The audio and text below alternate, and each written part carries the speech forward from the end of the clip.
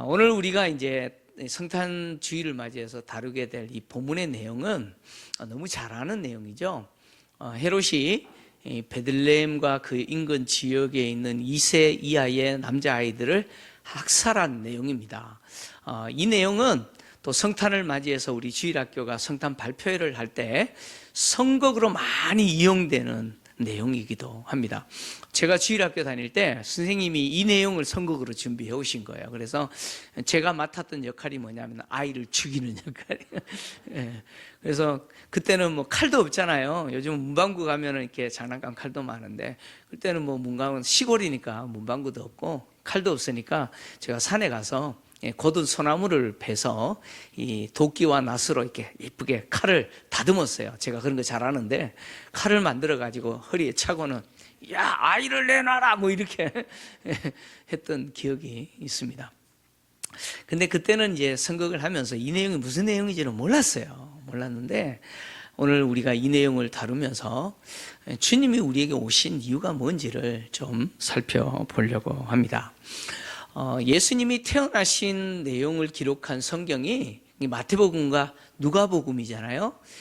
누가복음을 기록한 누가는 예수님이 태어나셨을 그때에 들에서 양을 치던 목자들에게 천군 천사가 아기가 태어난 사실을 알려주고 또 목자들이 구유에 누우신 아기 예수께 경배했다라고 하는 내용이 누가가 기록한 내용이죠. 근데 마태가 기록한 내용은 동방에서 별을 연구하던 박사들이 예수를 방문하고 예수께 찾아와서 황금과 유황과 모략을 예물로 드리면서 경배했다라고 하는 내용이 마태복음의 내용입니다. 근데 누가복음의 내용과 마태복음에 기록된 내용은 시기적으로 약간 다릅니다. 누가복음에 기록된 내용은 예수님이 태어나셨을 바로 그 시점에 대한 이야기죠. 그래서 짐승의 우리 구유에 누워있는 예수님을 목자들이 와서 경배했던 내용이고, 마태복음에 기록되어 있는 이 동방 박사들의 방문의 내용은 정확한 또 시기는 언제인지 알지 못하나 약 한 2년 정도 예수님이 태어나신 이후 지난 시기 정도로 추정할 수가 있습니다. 그러니까 예수님이 태어나시고 약 한 2년 정도 시간이 지난 때에 대한 내용이라고 우리가 이해하시면 되겠습니다. 마태는 예수님의 탄생에 대해서 기록을 하면서 예수님이 유대인들의 왕으로 오신 분이다라고 하는 여기에 초점을 맞추어서 기록을 했습니다. 그래서 예수님은 유대인의 왕으로 오신 분이라고 하는 사실을 증명합니다. 마태는 증명을 하는데, 먼저는 1장에서 족보를 기록을 하는 것을 통해서 태어나신 예수님은 누구냐? 아브라함과 다윗의 후손으로 오신 그리스도다라고 하는 사실을 증명했죠. 그리고 또 동방의 박사들을 방문하여 경배하는 내용을 통해서 태어난 예수는 누구냐? 유대인의 왕으로 태어나신 분이다라고 하는 사실을 증명을 합니다. 특히 마태는요, 진짜 유대인의 왕으로 태어나신 예수, 그 예수님을 가짜 유대인의 왕 노릇하고 있는 헤롯을 통해서 증명하죠. 그러니까 헤롯의 역할이라고 하는 것은 예수님이 진짜 유대인의 왕으로 오신 분이다라고 하는 것을 증명하는 역할을 합니다. 예수님 당시 유대인의 왕이 헤롯입니다. 정확하게 말하면 헤롯 대왕입니다. 성경에 헤롯이 많이 등장하잖아요, 그죠? 그래서 막 헷갈리는데 지금 예수님이 태어나셨을 때 통치했던 왕은 헤롯 대왕입니다. 그는 로마로부터 유대인의 왕이라고 하는 칭호를 받았습니다. 이 헤롯 대왕이 죽은 이후에 유대 지역을 3분할해서 그의 아들들이 통치하잖아요, 그죠? 헤롯 아켈라오, 헤롯 안티파스, 성경에는 안디바라고 등장하는데, 그리고 또 헤롯 빌립, 이 아들들은 유대인의 왕이 아니었어요. 그들은 로마로부터 유대인의 왕이라는 칭호를 받지 못했어요. 그냥 분봉왕이었습니다. 근데 이 헤롯 대왕은요, 정식으로 원로로부터 유대인의 왕이라고 하는 칭호를 받은 사람이에요. 그래서 유대인의 왕으로 이곳을 통치하고 있었지만 정작 그는 유대인이 아니었습니다. 유대인이 아니라 에서의 후손이죠. 에서의 후손으로 에돔 족속이고 이둠의 사람이었습니다. 그래서 이둠의 사람으로서 유대인의 왕 노릇하니까 얼마나 힘들겠어요. 그래서 유대인들에게 어떻게든 잘 보여야 되겠고 유대인들의 지지를 받아야 되기에 그는 유대인들이 중요하게 여기는 성전을 재건을 합니다. 그래서 성전을 재건을 하는데 예수님 당시 이 예루살렘 성전을 이끌어서 헤롯 성전이라고 부르는 이유도 바로 이것 때문입니다. 헤롯은 유대인이 아니었기에 어떻게든 유대인의 환심을 살려고 했지만 그러나 그는 매우 잔인하고 포악한 사람이었습니다. 대단히 잔인한 사람이었죠. 그는요 자신의 아내와 장모 그리고 심지어 세 아들까지 죽입니다. 근데 심지어 세 아들을 죽이는데 죽이는 이유가 뭐냐면 자신이 유대인의 왕인데 유대인의 왕인 자신을 위협하는 존재라고 생각하는 거예요. 그래서 자신의 세 아들조차도 죽인 사람이 이 헤롯이었습니다. 그래서 헤롯 대왕의 이 잔인함 때문에 당시 로마 황제였던 아우구스투스가요 뭐라고 이야기했냐면 헤롯의 아들이 되느니 차라리 헤롯의 돼지가 되는 게 낫다 이렇게 말할 정도예요. 진짜 아우구스투스가 그렇게 이야기를 했어요. 그러니까 헤롯이 자기의 아들조차도 자기에게 있어서 위협이 되면 어떻게 해요? 그냥 죽이는 사람이었어요. 그만큼 잔인한 사람이었어요. 그래서 로마 황제조차도 헤롯의 돼지가 되는 게 더 낫다고. 아들 되는 것보다. 왜요? 아들 되면 어떻게 돼요? 잘못하면 죽거든요. 그만큼 잔인했던 사람, 포악했던 사람이 헤롯이었습니다. 이렇게 잔인하고 포악한 가짜 유대인의 왕이죠. 이 헤롯이 유대인의 왕으로 통치하고 있을 때 예수님이 태어나셨습니다. 헤롯은 동방에서 박사들이 자기에게 찾아왔을 때 비로소 진짜 유대인의 왕이 태어났다라고 하는 사실을 알았어요. 그리고 또 대제사장들과 백성의 서기관들을 통해서 진짜 유대인의 왕이 베들레헴에서 태어난다라고 하는 사실도 알았어요. 그래서 박사들을 베들레헴으로 보내면서 그는 무슨 계획을 세웠느냐? 이 동방의 박사들을 이용해서 진짜 유대인의 왕을 제거할 계획을 세웠어요. 그래서 박사들에게 가서 경배하고 다시 돌아와서 나에게 알려주면 나도 가서 경배하겠다라고 말하잖아요. 근데 이 헤롯의 계획은 이 박사들을 이용해서 유대인 왕을 제거하는 거예요. 그러니까 헤롯의 입장에서는 이 동방의 박사들이 자기에게 찾아온 것은 기회라는 거죠. 그죠? 유대인의 왕을 제거할 수 있는 절호의 찬스를 얻은 거잖아요. 그러니까 박사들이 자기에게 찾아온 것은 행운이라고 생각한 거예요. 그래서 박사들을 이용해서 제거하려고 했는데 근데 헤롯의 계획은 실패합니다. 왜 실패하죠? 그 헤롯에 감추어져 있는 그 계획 박사들은 모르지만 누구는 알고 계세요? 하나님은 알고 계시는 거예요.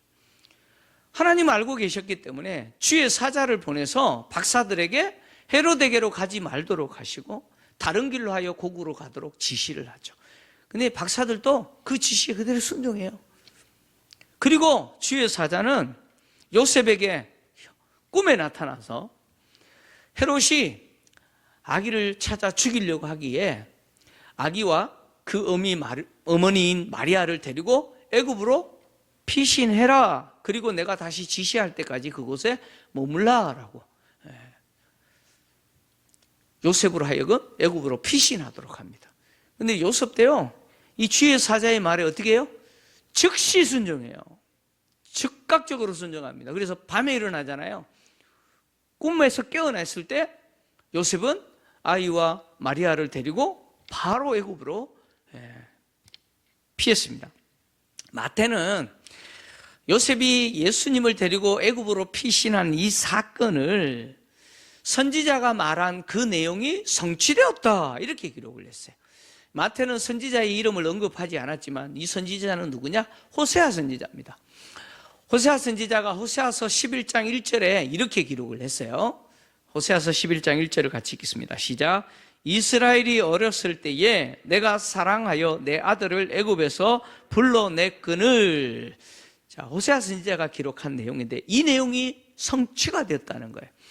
그러니까 마태는 호세아 선지자가 기록한 이 내용이 예수님에 대한 예언이다 이렇게 말을 하고 있는 거죠. 근데 실제 호세아 선지자가 이 내용을 언급했을 때 예언으로 언급한 게 아니고 하나님이 과거 이스라엘 백성들을 애굽에서 건져낸 그 사건을 언급한 거예요. 하나님은 이스라엘 백성들을 당신의 아들 삼고 애굽에서 건져내셨다, 이것을 호세아 선지자가 언급했는데 마태는 이 내용을 예수님에 대한 예언이다, 그리고 이것이 성취되었다 이렇게 말했다는 거예요. 그러니까 마태는 이렇게 말하고 있는 것이죠. 이스라엘 백성들이 애굽에서 나온 사건, 출애굽 사건이잖아요. 그 출애굽 사건은 예수님이 애굽으로 가셨다가 다시 애굽에서 나오는 사건에 뭐라는 거예요?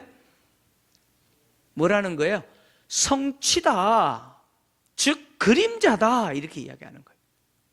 그러니까 예수님이 애굽으로 가셨다가 다시 돌아오는 사건은 이스라엘 백성들이 애굽에서 나온 출애굽 사건의 성취다 이렇게 말한 거예요. 그러니까 출애굽 사건은 예수님에 대한 이야기다는 거죠. 여러분, 출애굽 사건에서 있었던 큰 일이 있었죠. 바로 유월절 사건이잖아요. 하나님이 애굽에 10가지 재앙을 내리실 때 마지막 재앙이 장자의 죽음 아니에요? 그 죽음에서 이스라엘 백성들을 지켜주신 사건이 뭐예요? 유월절 사건이잖아요.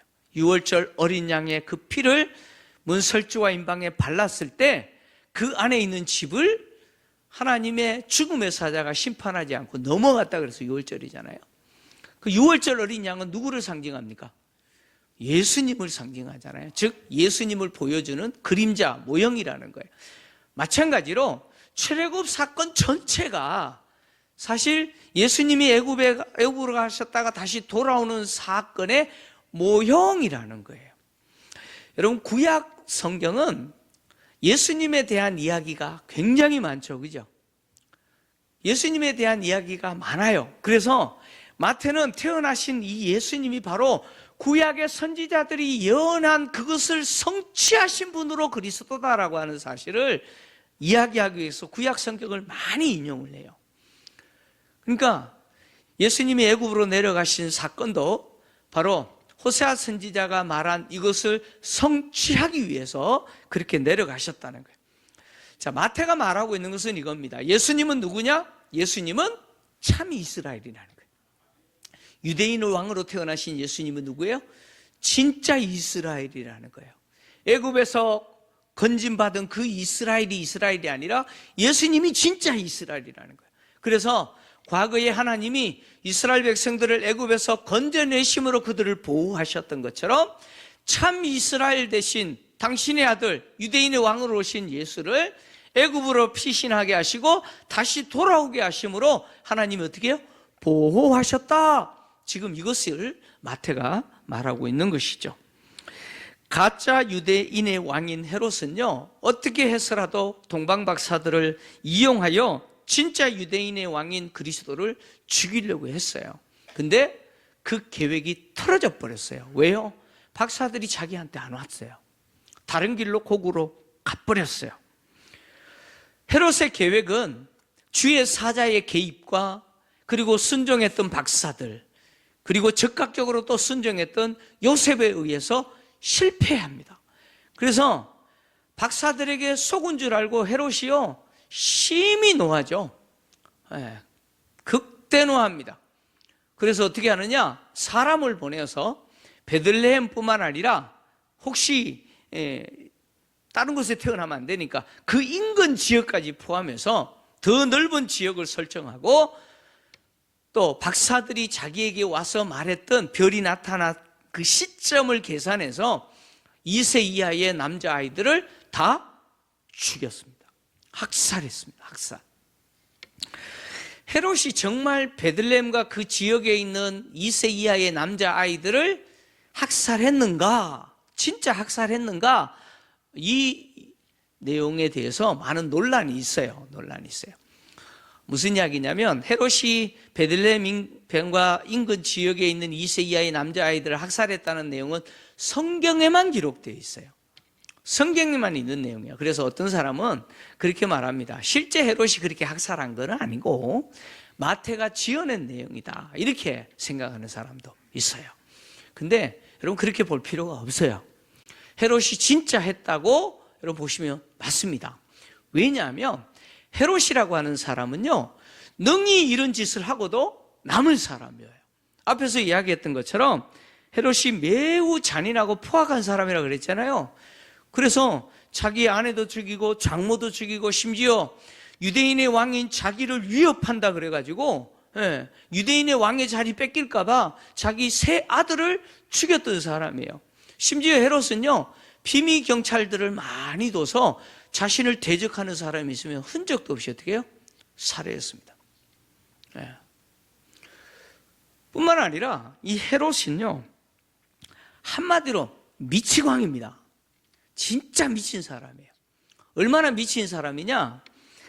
그가 이제 죽을 날이 가까웠어요. 죽을 날이 가까웠는데 헤롯이 가만히 생각해 보니까 자기가 죽고 나면 울어줄 사람이 아무도 없는 것처럼 생각했어요. 자기가 죽으면 누군가가 울어야 될 거 아니에요, 그죠? 유대인의 왕이 죽었는데 누군가가 울어야 되잖아요. 그런데 아무리 생각해도 아무도 안 울 것처럼 느껴지는 거예요. 도리어 사람들이 환호하고 막 불꽃 축제하면서 막 그럴 것처럼 느껴지는 거예요. 그래서 헤롯이 어떻게 하느냐? 이제 임종이 임박했을 때 그런 끔찍한 명령을 내립니다. 이 요세푸스가 기록한 거예요. 어떤 명령을 내리냐? 유대 지역 집집마다 한 명씩 다 죽여라. 그래서 내가 죽으면 모든 사람들이 통곡하게 만들어라, 이렇게 명령해요. 여러분, 미친놈 아니에요, 그죠? 그죠? 이 제정신인 사람이에요. 헤롯은 이런 사람이었어요. 그러니까 헤롯이 이 베들레헴과 그 인근 지역에 있는 2세 이하의 남자아이를 학살하고도 남는 인간이에요, 남는 인간. 학자들에 의하면 예수님 당시 이 베들레헴 지역 사람들의 인구가 약 1000명 정도 됐을 거라고 추정합니다. 그럼 1000명 됐다고 해서 큰 동네 아니에요. 오늘날처럼 한 명 낳고 그런 게 아니잖아요. 그러니까 작은 동네입니다. 그리고 그 인구의 출산율을 따져서 계산을 해보니까 학자들은 헤롯이 학살한 아이의 숫자가 약 20명 이하라고 생각합니다. 20명이 안 되는 아이를 학살했다는 거예요. 마태는 헤롯이 잔인하게 이렇게 2세 이하의 사내 아이를 학살했는데 이 사건은 바로 예레미야 선지자가 말한 그 내용이 성취된 거다, 이렇게 기록을 했어요. 예레미야 선지자가 말한 내용이 무슨 내용이냐? 그 내용이 예레미야서 31장 15절의 내용인데요, 좀 같이 읽겠습니다. 예레미야서 31장 15절 시작. 여호와께서 이와 같이 말씀하시니라. 라마에서 슬퍼하며 통곡하는 소리가 들리니 라헬이 그 자식 때문에 애곡하는 것이라. 그가 자식이 없어져서 위로받기를 거절하는도다. 아멘. 예레미야 선지자가 기록한 내용인데 이 내용이 이루어졌다는 거예요. 자, 이 내용은 바벨론 포로로 끌려가던 자들의 그 비극을 이야기한 거예요. 비극을 이야기를 했는데 여기 등장하는 라마라고 하는 지역은 전통적으로 라헬의 무덤이 있는 곳으로 알려져 있어요. 라헬의 무덤이 있는 곳이 라마다라고 알려져 있고, 또 더해서 라헬의 무덤이 있는 장소가 바로 베들레헴이죠. 베들레헴입니다. 그리고 이 라마라고 하는 장소는요, 또 역사적인 장소인데 주전 586년 남유다가 바빌론에 의해서 망하지 않습니까? 망하고 나서 예루살렘과 유다 지역의 수많은 포로들이 바벨론으로 끌려갈 때 이 라마라고 하는 지역에서 끌려갔습니다. 이곳에서 끌려갔고, 또 이 라마라고 하는 지역은 바벨론 포로로 끌려가던 예레미야 선지자가 이곳에서 풀려나요. 그 내용이 예레미야서 40장 1절에 기록되어 있는데 같이 또 읽겠습니다. 시작. 사령관 느부사라단이 예루살렘과 유다의 포로를 바벨론으로 옮기는 중에 예레미야도 잡혀 사룹슬로 결박되어 가다가 라마에서 풀려난 후에 말씀이 여호와께로부터 예레미야에게 임하니라. 아멘. 이 라마라고 하는 장소는 라헬의 무덤이 있는 장소일 뿐만 아니라 바벨론 포로로 끌려가던 자들이 집결했던 장소예요.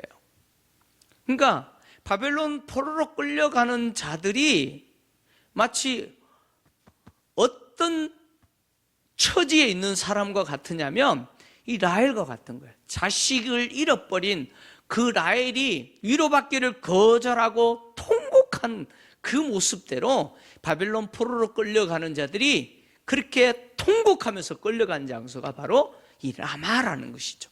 그리고 이 내용이 성취가 되었다, 마태가 그렇게 기록을 했는데, 사실 예레미야가 이 내용을 기록한 것은 바벨론 포로로 끌려가는 자들의 그 처지가 자식을 잃어버린, 아들을 잃어버린 그 어머니의 절규, 애통, 애곡하는 모습과 같다라고 표현했지만, 예레미야 선지자는 비극을 말하기 위해서 기록한 게 아니었어요.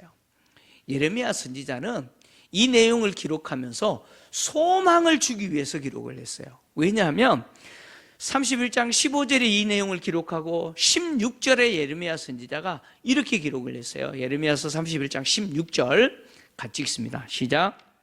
그래서 이와 같이 말씀하시니라. 내 울음소리와 내 눈물을 멈추어라. 내 일의 삭슬 받을 것인즉 그들이 그의 대적의 땅에서 돌아오리라. 여호와의 말씀이니라. 아멘. 바벨론 포로로 끌려가는 자들의 지금 형편이 마치 아들을 잃어버린 그 어머니의 애통함처럼 비극적이지만, 그러나 하나님은 그렇게 말씀하시는 거예요. 울지 말라라고 이야기하는 거예요. 울지 마라. 왜? 다시 돌아오게 하실 거란 거예요. 다시 돌아오게 할 거니까 울지 말라, 이렇게 예레미야 선지자를 통해서 말씀하시는 것이죠. 마태가 이 내용이 성취됐다라고 말하는 것은 마치 바벨론 포로로 끌려가는 자들이 라마에서 자식을 잃어버려서 통곡했던 라헬의 통곡처럼 헤롯의 학살로 인해서 자식을 잃어버린 그 어머니의 통곡이 그렇다는 거예요. 바벨론 포로로 끌려가는 자들의 통곡처럼 헤롯의 학살로 인해서 아이를 잃어버린 그 어미의 애통함이 그렇다는 것이죠. 그리고 또 더해서 하나님의 아들, 유대인의 왕으로 오신 예수께서 자기 땅이 아니라 이방 땅으로 도망가야 될 그 상황 자체가 무엇이에요? 마치 바벨론의 포로로 끌려가는 그 처량한 자의 애통함과 같은 모습이다, 그런 이야기예요. 그래서 헤롯의 학살로 인해서 아들을 잃어버린 그 어머니의 그 절규가 마치 예수께서 애굽으로 도피해야 되는 그 상황에 대한 뭐라는 거예요? 애통함이다라고 지금 마태가 말하고 있는 것이죠. 가짜 왕이 진짜 왕을 박해하고 잔인하게 생명을 학살하는 이런 일들은 헤롯만 벌이는 게 아니죠. 오늘날 이 시대도 여전히 세상 속에서 일어나는 일들입니다. 진짜 왕이신 예수 그리스도를 거부하고 자신이 왕이라고 주장하면서 그렇게 통치하는 가짜 왕들이 지금도 잔인하게 생명들을 어떻게 해요? 학살하고 있죠. 그래서 가짜 왕이 통치하는 세상은요, 늘 애통하는 소리가 진동하고 그 애통하는 소리가 하늘을 찌르죠.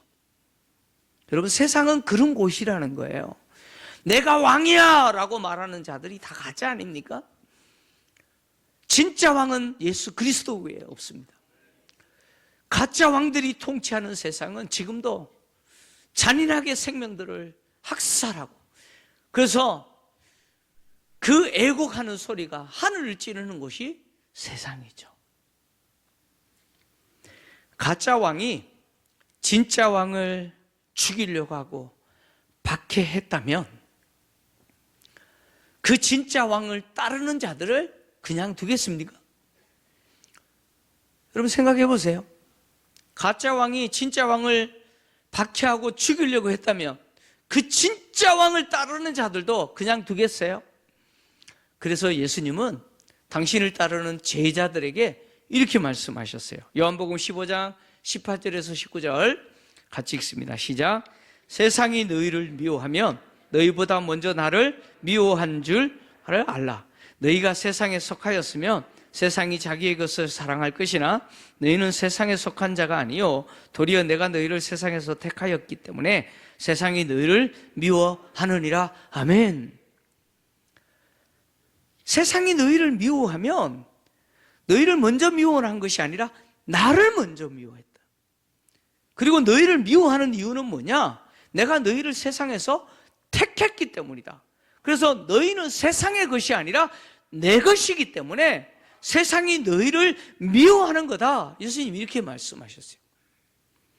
진짜 왕이신 예수를 거부하고 지금도 자기가 왕이라고 주장하면서 수많은 생명을 해하고 있는 자들이 진짜 왕이신 예수를 믿는 자들을 그냥 두지 않는 것이죠. 그래서 진짜 왕이신 예수를 믿는 성도는 세상에서 고난을 당할 수밖에 없는 것이죠. 우리는 그것을 각오해야 된다는 거예요. 각오해야 돼요.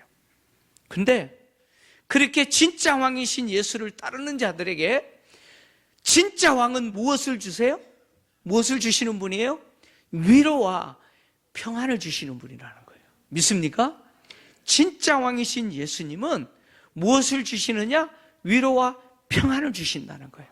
그래서 마태가 헤롯의 학살 사건 때문에 그 베들레헴에서 통곡하는 그 소리가 예레미야 선지자의 그 내용이 성취된 거라고 말한 것은 예레미야 선지자가 바벨론 포로로 끌려가는 자들의 그 애통이 라마에서 소리나는 라마에서 부르짖는 그 애통의 소리, 즉 라헬이 자식이 잃어버려서 그 위로받기를 거절하면서 애통했던 그 소리라고 기록한 것은 절망을 이야기한 것이 아니라 무엇이었습니까? 소망이었죠. 다시 돌아오게 할 거라고 하는 하나님의 소망의 메시지였어요. 마찬가지로 지금 헤롯의 학살로 인해서 자식을 잃어버린 그 어미의 그 절망적인 애곡은 결국 누가 치료하실 수 있어요? 그 눈물을 누가 닦아주실 수 있어요? 예수만이 닦아주실 수 있다.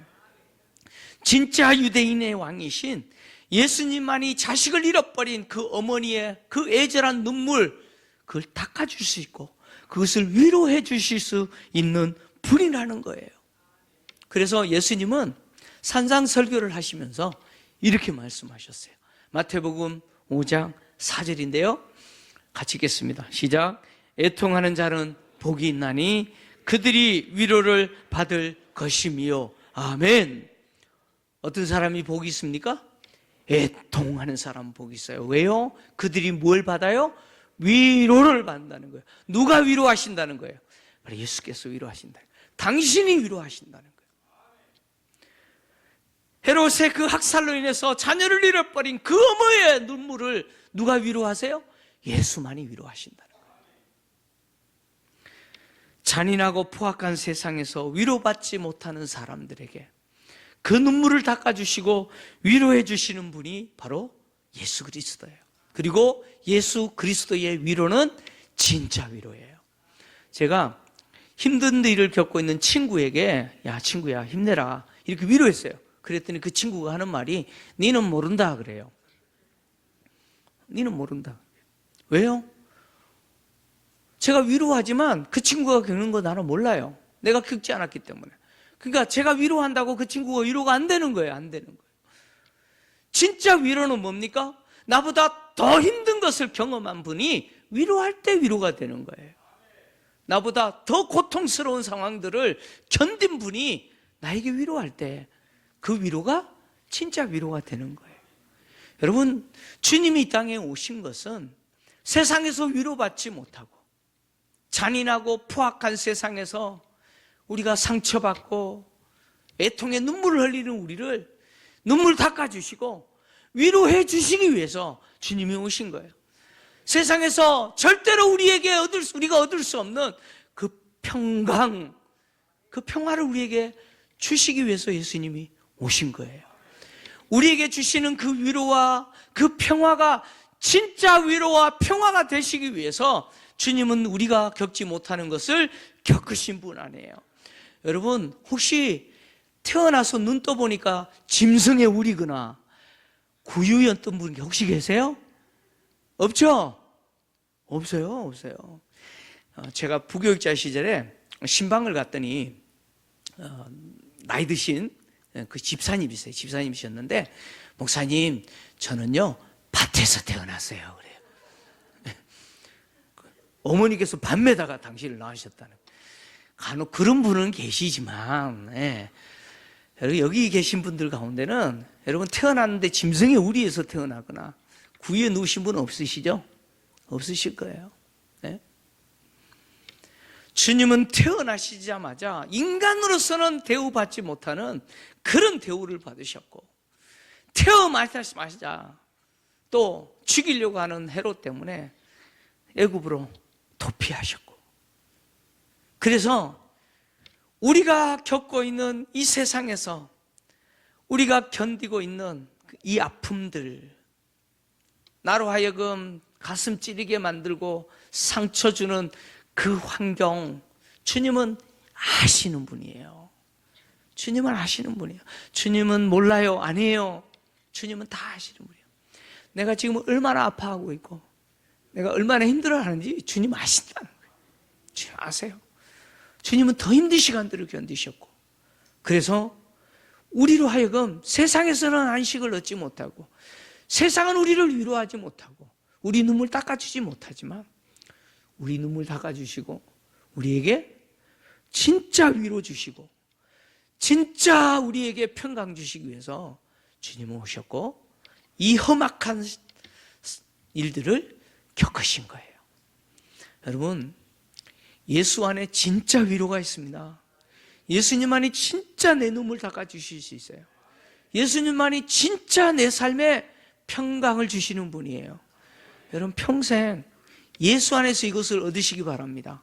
애통하는 자는 복이 있나니 그들이 위로를 받을 것이다 라고 하는 이 말씀이 다른 사람의 이야기가 아니라 나의 평생의 인생의 이야기가 되기를 바랍니다.